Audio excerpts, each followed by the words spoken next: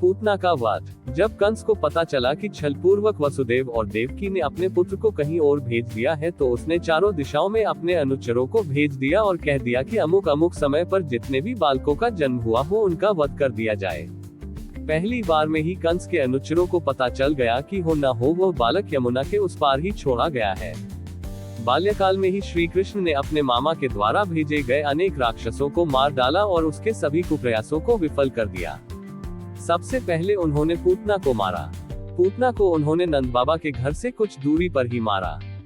नंदगांव में कंस का आतंक बढ़ने लगा तो नंद बाबा ने वहां से पलायन कर दिया। पलायन करने के और भी कई कारण रहे होंगे, क्योंकि नंदगांव में कंस के खतरे के चलते ही नंद बाबा दोनों भाइयों को वहां से दूसरे गांव वृंदावन लेकर चले गए। वृंदावन कृष्ण की लीलाओं का प्रमुख स्थान है।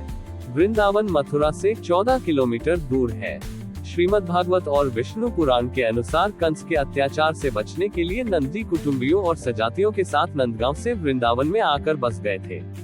विष्णु पुराण में वृंदावन में कृष्ण की लीलाओं का वर्णन भी है। यहाँ श्री कृष्ण ने कालिया का दमन किया था। फिर कुछ बड़ा होकर उन्होंने कदम वन में बलराम के साथ मिलकर कालिया नाग का वध किया। फिर इसी प्रकार वहीं ताल वन में दैत्य जाति का धनुक नाम का अत्याचारी व्यक्ति रहता था, जिसका बलदेव ने वध कर डाला। उक्त दोनों घटनाओं से कृष्ण और बलदेव की ख्याति दूर दूर तक फैल गई थी।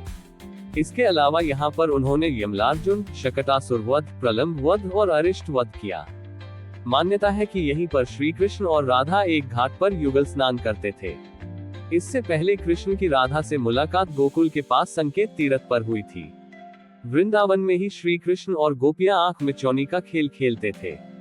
यहीं पर श्री कृष्ण और उनके सभी सखा और सखियां मिलकर रासलीला अर्थात तीज त्योहारों पर नृत्य उत्सव का आयोजन करते थे। कृष्ण की शरारतों के कारण उन्हें बांके बिहारी कहा जाता है। यहाँ बांके बिहारी जी का मंदिर है। यहाँ पर यमुना घाट के प्रत्येक घाट से भगवान